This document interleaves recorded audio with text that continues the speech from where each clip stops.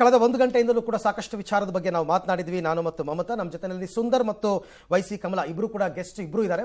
ಮಾತುಕತೆಯನ್ನು ಮುಂದುವರಿಸ್ಬಿಡ್ತೀನಿ. ನಾನು ಫಸ್ಟ್ ಸುಂದರ್ ಅವರಿಂದ ಒಂದು ಮಾತು. ಸರ್, ನಾನು ಆಗಲೇ ವಿರಾಮಕ್ಕೂ ಮೊದಲು ಒಂದು ಮಾತು ಹೇಳಿ ಹೋಗಿದ್ದೆ. ಇಷ್ಟು ದಿನಗಳ ಸವಾಲು ಒಂದಿನದ್ದಾದರೆ ಇವತ್ತು ಈ ಕ್ಷಣ ನಾವು ಅಲ್ಲೇನು ನೋಡ್ತಾ ಇದ್ದೀವಿ, ಸುನೀತಾ ವಿಲಿಯಮ್ಸ್ ವೇವ್ ಮಾಡ್ತಾ ಇರೋದು, ಇಮಿಡಿಯೇಟ್ ಆಗಿ ಅವ್ರನ್ನ ಅಲ್ಲಿಂದ ಕರ್ಕೊಂಡು ಹೋದ್ರಲ್ಲ, ಅಲ್ಲಿನ ಮುಂದಿನ ಪ್ರೋಸೆಸ್ ಹೇಗಿರುತ್ತೆ, ಯಾವ ರೀತಿ ಅಂತ. ಈಗ ನಾವು ಲ್ಯಾಂಡಿಂಗ್ ಆಗಿರೋದು ನೋಡಿದೀವಲ್ಲ, ಲ್ಯಾಂಡಿಂಗ್ ಆದ ನಂತರ ದಿನಗಳಲ್ಲಿ ಈಗ ಫಸ್ಟ್ ಅವ್ರಿಗೆ ನಡೆಯೋದು ಡಿಬ್ರೀಫಿಂಗ್ ಮತ್ತು ಕ್ವಾರಂಟೈನ್. ಅವ್ರಿಗೆ ಫಸ್ಟು ಈಗ ಕ್ವಾರಂಟೈನಿಗೆ ಕರ್ಕೊಂಡು ಹೋಗಿ ಫಸ್ಟು ಅವರು ದೈಹಿಕವಾಗಿ ಫಿಟ್ ಆಗಿದ್ದಾರಾ, ಅವ್ರ ವೈಟಲ್ಸ್ನೆಲ್ಲ ಕಂಟಿನ್ಯೂಸ್ ಆಗಿ ಮಾನಿಟರ್ ಮಾಡ್ತಾ ಇರ್ತಾರೆ. ಮತ್ತು ಅವ್ರಿಗೆ ಬೇಕಾದಂಥ ಪೌಷ್ಟಿಕಾಂಶ ಆಹಾರಗಳು ಇವನ್ನೆಲ್ಲ ಸಪ್ಲೈ ಮಾಡ್ತಾ ಇರ್ತಾರೆ.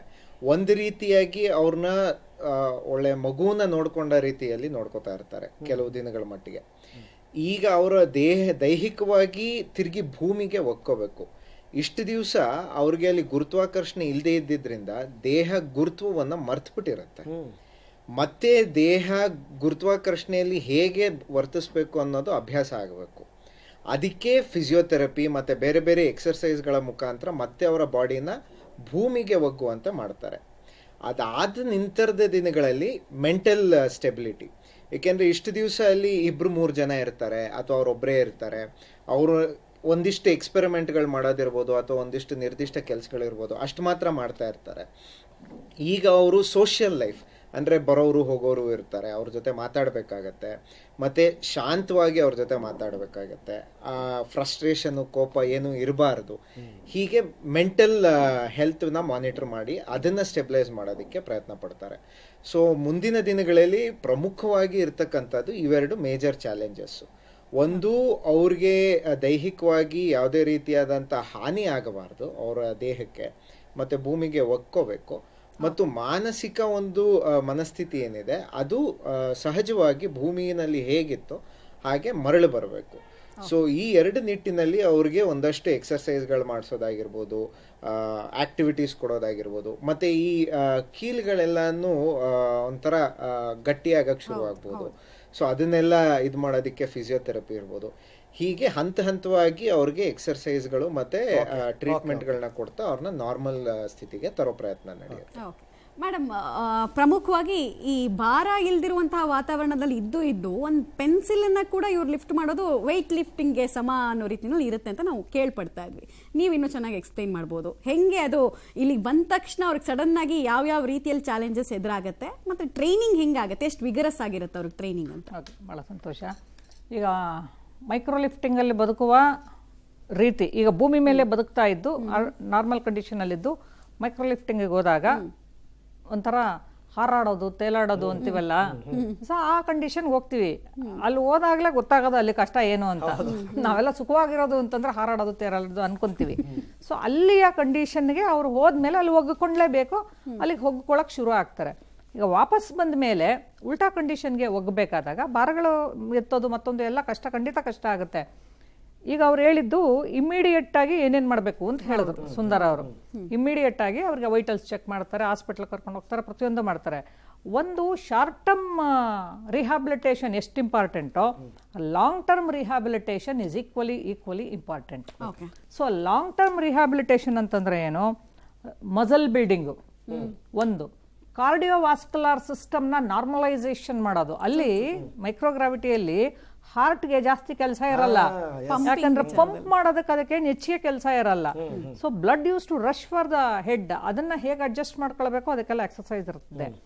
ಸೊ ಈಗ ವಾಪಸ್ ಬಂದ ಮೇಲೆ they have to condition the muscle, they have to condition the bone, they have to condition the cardiovascular system, they have to condition the cognitive. ಅದು ಹೆಚ್ಚು ಕಮ್ಮಿ 6 ತಿಂಗಳಾಗುತ್ತೆ. ಸೊ ಸುನೀತಾ ವಿಲಿಯಮ್ ಅವ್ರ ಕೇಸಲ್ಲಿ ಬೇಗ ಆದರೂ ಆಗ್ಬೋದು, ಡಿಪೆಂಡಿಂಗ್ ಆನ್, ಬಿಕಾಸ್ ಅವ್ರಿಗಾಗಲೇ 3-4 ಸರಿ ಹೋಗಿ ಬಂದಿರೋದ್ರಿಂದ ಸೈಕಲಾಜಿಕಲಿ ಅವ್ರಿಗಾಗಲೇ ಅದಕ್ಕೆ ಒಗ್ಗಿಕೊಂಡಿರೋದ್ರಿಂದ ಸ್ವಲ್ಪ ಬೇಗ ಆಗ್ಬೋದು, ಅದೆಲ್ಲ ಅವ್ರಿಗೆ ಗೊತ್ತಿರೋದ್ರಿಂದ. ಸೊ ಈ 3 ತುಂಬಾ ಇಂಪಾರ್ಟೆಂಟ್ ಆಗಿ ಆಗ್ಬೇಕಾಗುತ್ತೆ. ರೆಗ್ಯುಲರ್ ಎಕ್ಸಸೈಸ್ ಅನ್ನೋದು ಬರೀ ಭೂಮಿ ಮೇಲಲ್ಲ, ಭೂಮಿ ಮೇಲೆ ಬಂದಾಗ ಡಿಫ್ರೆಂಟ್, ಆಕಾಶದಲ್ಲಿ ಇದ್ದಾಗಲೂ ಕೂಡ ಪ್ರತಿ ದಿವಸ ಮಿನಿಮಮ್ 2 ಗಂಟೆ ರೆಗ್ಯುಲರ್ ಎಕ್ಸರ್ಸೈಸ್ ಅವ್ರು ಮಾಡಲೇಬೇಕು. 4 ಅವರಿನ ವಾಕಿಂಗ್ ಎಲ್ಲ ಮಾಡ್ತಿದ್ರು ಅನ್ನೋದನ್ನ ಕೇಳ್ಪಡ್ತೀನಿ. ಯಾಕಂದ್ರೆ ನಾನು ಸುಮಾರು 2 ಆಸ್ಟ್ರೋನಾಟ್ಸ್ನ ನೇರವಾಗಿ ನಾನು ಭೇಟಿ ಮಾಡಿದ್ದೀನಿ. ಸುಮಾರು 15-20 ವರ್ಷಗಳಿಂದ ಕ್ಲಾಡ್ ನಿಕೋಲೈ ಅಂತ ನಮ್ಮ ನಿಯಾಸಿಗೆ ಬಂದಿದ್ರು. ಅದು ಪಬ್ಲಿಕ್ ಫಂಕ್ಷನ್ ಹೇಳ್ಬೋದು ನಾನು. ಇತ್ತೀಚೆಗೆ ಭೇಟಿ ಮಾಡಿದವರು ನನಗೆ ಹೇಳಕ್ ಪರ್ಮಿಷನ್ ಇಲ್ಲ, so I am not saying. And also I have met the space director. Space ಡೈರೆಕ್ಟರ್ನ ಕೂಡ 1-to-1 ಮೌಖಿಕವಾಗಿನೇ ಭೇಟಿ ಮಾಡಿ ಮಾತಾಡಿದ್ದೀನಿ. ಈಗ ಅವರು ಆ ಸ್ಪೇಸ್ ಅಲ್ಲಿ ಇದ್ದಾಗ ನಮಗೆ ಅವ್ರದ್ದು ಬರೀ ಫೋಟೋಗಳು ಕಾಣ್ತಿರುತ್ತೆ, ವಿಡಿಯೋ ಕಾಣ್ತಿರುತ್ತೆ. ಆದರೆ ಅವರು ಎಷ್ಟೊತ್ತಿಗೆ ಎದ್ದೇಳಬೇಕು, ಎಷ್ಟೊತ್ತಿಗೆ ಕೂತ್ಕೋಬೇಕು, ಯಾವಾಗ ನಿಂತ್ಕೋಬೇಕು, ಏನು ಊಟ ಮಾಡಬೇಕು, ಯಾವಾಗ ಎಕ್ಸಸೈಸ್ ಮಾಡಬೇಕು, ಪ್ರತಿಯೊಂದು ಇಲ್ಲಿ ಗ್ರೌಂಡ್ ಇಂದ ಅವ್ರಿಗೆ ಡೈರೆಕ್ಷನ್ಸ್ ಹೋಗ್ತಿರುತ್ತೆ. ಅವರು ಇವತ್ತೇನೋ ನಂಗೆ ಸುಸ್ತಾಗಿದೆ ಅಥವಾ ಬೇಜಾರಾಗಿದೆ, ಒಂಚೂರು ಜಾಸ್ತಿ ಕೂತ್ಕೊಂತೀನಿ ಅಂತ ಮಾಡಂಗಿಲ್ಲ. ಅವರು they have to strictly obey the rules or the directions from the ground station. So space station director ಅಂತ ಇಲ್ಲಿರ್ತಾರೆ. ಇವತ್ತು ಈ ಆಹಾರ ತಗೋಬೇಕು, ಇವತ್ತು ನೀನು ಟ್ರೆಡ್ಮೇಲ್ ಇಷ್ಟು ಮಾಡಬೇಕು, ಬೇರೆ ಎಕ್ಸಸೈಸ್ ಇಷ್ಟು ಮಾಡಬೇಕು, ಪ್ರತಿಯೊಂದು ಅಲ್ಲಿ ಚಾರ್ಟ್ ಆಗಿ ಅವ್ರಿಗೆ ಡೈರೆಕ್ಷನ್ಸ್ ಹೋಗುತ್ತೆ. ಅದೇ ತರ ಇಲ್ಲಿಗೆ ವಾಪಸ್ ಬಂದ್ಮೇಲೆ ಅವರ ಪ್ಯಾರಾಮೀಟರ್ಸ್ನೆಲ್ಲ ಮೆಜರ್ ಆದ್ಮೇಲೆ 1ನೇ ವಾರ ಈ ತರ ಆಗ್ಬೇಕು, 2ನೇ ವಾರ ಈ ತರ ಆಗ್ಬೇಕು ಅಂತ ಅವ್ರಿಗೆ ಒಂದು ಚಾರ್ಟ್ ಪ್ರಕಾರ ಅವ್ರನ್ನ ರಿಹ್ಯಾಬಿಲಿಟೇಟ್ ಮಾಡ್ತಾರೆ. ಸೊ ಆ ರಿಹ್ಯಾಬಿಲಿಟೇಟ್ ಅಲ್ಲಿ ಸುಮಾರು ನಮ್ಮ ದೇಹದ ಎಲ್ಲ ಅಂಗಗಳು ರಿಹ್ಯಾಬಿಲಿಟೇಟ್ ಆಗಬೇಕು. ಸೊ ಬಹಳ ಮುಖ್ಯವಾಗಿ psychological condition and eyesight. Eyesight ಯಾಕೆ ತುಂಬಾ ಡೆಲಿಕೇಟ್ ಅಂತಂದ್ರೆ, ನಮ್ಮ ರೆಟಿನಾ ಇರ್ಬೋದು, ನನಗೆ ಬ್ಲಡ್ ರಶ್ ಆಗೋದ್ರಿಂದ, ಅಂದ್ರೆ ಅಲ್ಲಿಗೆ ದುಮ್ಮಿಕ್ಕುವುದರಿಂದ ಅಲ್ಲಿಯ ವ್ಯವಸ್ಥೆಗಳಲ್ಲಿ ವ್ಯತ್ಯಾಸ ಆಗ್ಬಿಟ್ರೆ ಕಣ್ಣಿನ ದೃಷ್ಟಿ ಹೋಗುವ ಚಾನ್ಸಸ್ ಕೂಡ ಇರುತ್ತೆ.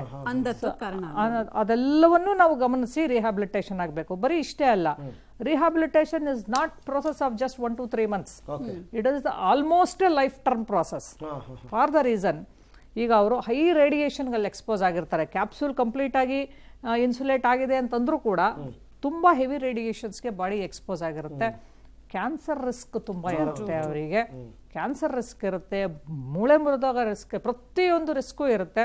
ಸೊ ಫಸ್ಟು ಅವ್ರನ್ನ ಓಡಾಡೋ ಕಂಡೀಷನ್ಗೆ ತಂದ ಮೇಲೆ every ಮಂತೋ ವೀಕೋ depending upon there age and their requirement continues ಅವ್ರ ಮಾನಿಟರ್ ಮಾಡಲೇಬೇಕು. This is one is short term monitoring, another is long term monitoring. Long term ಅಲ್ಲಿ 6 ತಿಂಗಳು 8 ತಿಂಗಳಿಗೊಂದು, ಲೈಫ್ ಟೈಮ್ಗೆ ಇನ್ನೊಂದು. ಸೊ ಈ ಹಂತಗಳಲ್ಲಿ ಅವ್ರನ್ನ ಮಾನಿಟರ್ ಮಾಡಿ. ಸುಂದರ್ ಸರ್, ಈಗ ಒಬ್ಬ ಆಸ್ಟ್ರೋನಾಟ್ಗೆ ಆತ ಆಸ್ಟ್ರೋನಾಟ್ ಆದ ಸಂದರ್ಭದಿಂದ ಹಿಡಿದು ಪ್ರತಿ ಹಂತದಲ್ಲೂ ಆತನ ಜೀವಕ್ಕೆ ಯಾವಾಗ ಬೇಕಾದ್ರೂ ತೊಂದರೆ ಆಗಬಹುದು, ಅನಿಶ್ಚಿತತೆ ಅನ್ನೋದು ಕಾಡ್ತಾನೆ ಇರುತ್ತೆ. ಅದರಲ್ಲೂ ಈಗ ಅವ್ರು ಸ್ಪೇಸ್ಗೆ ಹೋಗೋದಕ್ಕೆ ಸೆಲೆಕ್ಟ್ ಆದ್ರು ಅಂತ ಇಟ್ಕೊಳ್ಳೋಣ, ಅವ್ರು ಟ್ರೈನಿಂಗ್ ಪಡ್ಕೊಳ್ಳೋದ್ರಿಂದ ಹಿಡಿದು ಇಲ್ಲಿಂದ ಅವ್ರು ಹೊರಡೋ ಜರ್ನಿ, ಥ್ರೂಔಟ್ ದಿ ಜರ್ನಿ ಅವರು ಇದರಲ್ಲಿರ್ತಕ್ಕಂಥ ಸ್ಪೇಸ್ ಸ್ಟೇಷನ್ ಉಳಿತಕ್ಕಂಥ ಸಂದರ್ಭ, ಅಲ್ಲಿಂದ ವಾಪಸ್ ಬರಬೇಕಾದ್ರೆ ಯಾವ ಸಂದರ್ಭದಲ್ಲಿ ಜೀವಕ್ಕೆ ಏನು ಬೇಕಾದರೂ ಅಪಾಯ ಆಗಬಹುದು, ಮೆಂಟಲಿ ಅವ್ರು ಅದೆಲ್ಲದಕ್ಕೂ ಕೂಡ ಪ್ರಿಪೇರ್ ಆಗಿ ಹೊರಟಿರ್ತಾರ, ಏನೇ ಆದರೂ ಪರವಾಗಿಲ್ಲ ಅಂತನ ಮನಸ್ಥಿತಿ ಹೇಗಿರುತ್ತೆ ಸರ್ ಅವ್ರದ್ದು? ನಾ ಹೇಳ್ದಾಗೆ ಫಸ್ಟ್ ಆಫ್ ಆಲ್ ಅವ್ರಿಗೆ ಸೆಲೆಕ್ಷನ್ ಪ್ರೋಸೆಸ್ ಮಾಡುವಾಗ್ಲೇ, ಅದಕ್ಕೆ ನೀವು ಆಸ್ಟ್ರೋನಾಟ್ ಸೆಲೆಕ್ಷನ್ ನೋಡಿದ್ರೆ ಇಬ್ಬರನ್ನ ಮಾಡಲ್ಲ. ಪ್ರತಿ ಬ್ಯಾಚ್ ನಲ್ಲೂ 4-5 ಜನನ ಮಾಡಿರ್ತಾರೆ. ಯಾಕೆಂದ್ರೆ ಅವ್ರಿಗೆ ಟ್ರೈನಿಂಗ್ ಪೀರಿಯಡ್ ನಲ್ಲೇನೆ ಹೆಚ್ಚು ಕಮ್ಮಿ ಅಲ್ಲಿ ಏನೇನು ಆಗುವ ಸಾಧ್ಯತೆಗಳು ಇರ್ತವೋ ಅದೆಲ್ಲಾದ್ರ ಒಂದು ಪರಿಚಯನ ಮಾಡ್ಲಾಗತ್ತೆ, ಫಿಸಿಕಲಿ ಮೆಂಟಲಿ. ಸಿಮ್ಯುಲೇಷನ್ಸ್ ಮುಖಾಂತರ ಇರ್ಬೋದು, ಟ್ರೈನಿಂಗ್ ಮುಖಾಂತರ ಇರ್ಬೋದು, ಬೇರೆ ಬೇರೆ ವಿಧವಾಗಿ ಅದನ್ನ ಸಿಮ್ಯುಲೇಟ್ ಮಾಡೋದಕ್ಕೆ ಪ್ರಯತ್ನ ಪಟ್ಟಿರ್ತಾರೆ. ಮತ್ತೆ ಅವರ ರೆಸ್ಪಾನ್ಸ್ ಹೆಂಗಿದೆ ಪ್ರತಿಯೊಂದಕ್ಕೂ. ಇವಾಗ ಒಂದು ಎಕ್ಸೈಟ್ಮೆಂಟ್ ಇರುತ್ತೆ, ನಾನು ಆಸ್ಟ್ರೋನಾಟ್ ಆಗ್ಬಿಟ್ಟೆ, ನಾನು ಸ್ಪೇಸ್ ಮಿಷನ್ಗೆ ಸೆಲೆಕ್ಟ್ ಆದೆ ಅಂತ.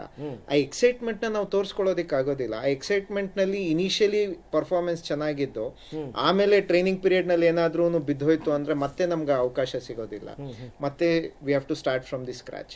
ಸೊ ಹೀಗೆ ಟ್ರೈನಿಂಗ್ ಪೀರಿಯಡ್ ನಲ್ಲೇ ಹೆಚ್ಚು ಕಮ್ಮಿ ಅವ್ರಿಗೆ ಅಲ್ಲಿ ಏನಾಗಬಹುದು ಅನ್ನೋ ಒಂದು ಪರಿಕಲ್ಪನೆ ಕೊಟ್ಟು ಟ್ರೈನಿಂಗ್ಗಳನ್ನ ಮಾಡಿರ್ತಾರೆ. ಅದಾದ ನಂತರ ದಿನಗಳಲ್ಲೂ ಸಹ ಅವರ ರೆಸ್ಪಾನ್ಸ್ ಹೇಗಿದೆ ಪ್ರತಿಯೊಂದು ಸಿಚುವೇಶನ್ಗೂ, ಫಿಸಿಕಲಿ ಆಗಿರ್ಬೋದು, ಮೆಂಟಲಿ ಆಗಿರ್ಬೋದು. ಕೆಲವು ಸತಿ ಅವರು ಇಮಿಡಿಯೇಟ್ ಡಿಸಿಷನ್ ಮಾಡಬೇಕಾಗತ್ತೆ. ಕಮಲಾ ಮೇಡಮ್ ಹೇಳ್ತಿದ್ರು, ಪ್ರತಿಯೊಂದು ನಿರ್ದೇಶನನೂ ಅವ್ರಿಗೆ ಗ್ರೌಂಡ್ ಸ್ಟೇಷನ್ ಇಂದ ಸಿಗ್ತಾ ಇರುತ್ತೆ.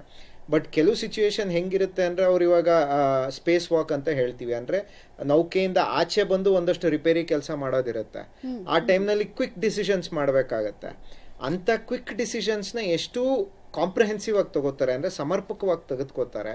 ಎಲ್ಲಾ ವಿಚಾರದಲ್ಲೂ ಅವ್ರು ಅನಾಲಿಸಿಸ್ ಮಾಡಿ 4-5 ಜನರಲ್ಲಿ ಒಬ್ರು ಅಥವಾ ಇಬ್ಬರನ್ನ ಪರ್ಮಿಷನ್ ಫೈನಲೈಸ್ ಮಾಡಿ ಕಳಿಸೋದ್ರಿಂದ ಅವರ ಮನಸ್ಥಿತಿ ಹೋಗೋ ಹೊತ್ತಿಗೆ ಇದಿಷ್ಟೇ, ಇದು ಹಿಂಗೆ ಆಗಬೇಕು, ಇದು ಹಿಂಗೆ ಆಗಬೇಕು, ಇದಿಷ್ಟೇ ಮಾಡಬೇಕು, ಇದು ಈ ಟೈಮ್ನಲ್ಲಿ ಇಂಥ ಡಿಸಿಷನ್ಸ್ ಮಾಡಬೇಕು, ಅದಕ್ಕೆ ನನ್ನ ಮೆಂಟಲ್ ಸ್ಟೆಬಿಲಿಟಿ ಹೀಗಿರಬೇಕು, ಇದೆಲ್ಲದರ ಒಂದು ಪರಿಚಯ ಅವ್ರಿಗೆ ಸಂಪೂರ್ಣವಾಗಿ ಭೂಮಿ ಮೇಲೆ ಆಗೋಗಿರುತ್ತೆ. ಅಲ್ಲಿ ಹೋಗಿ ಏನಿದ್ರು ಎಕ್ಸಿಕ್ಯೂಷನಲ್ ಚಾಲೆಂಜಸ್ ಮಾತ್ರನೇ ಬರೋದು. ಇವಾಗ ಉದಾಹರಣೆಗೆ ಎಕ್ಸಿಕ್ಯೂಷನಲ್ ಚಾಲೆಂಜ್ ಅಂದರೆ ಈ ಸುನೀತಾ ವಿಲಿಯಮ್ ಅವ್ರ ಕೇಸೇ 8-9 ದಿನಗಳ ಮಿಷನ್ನು 286 ದಿವಸಗಳಿಗೆ ಹೋಗಿದೆ. ಇದು ಎಕ್ಸಿಕ್ಯೂಷನ್ ಚಾಲೆಂಜ್.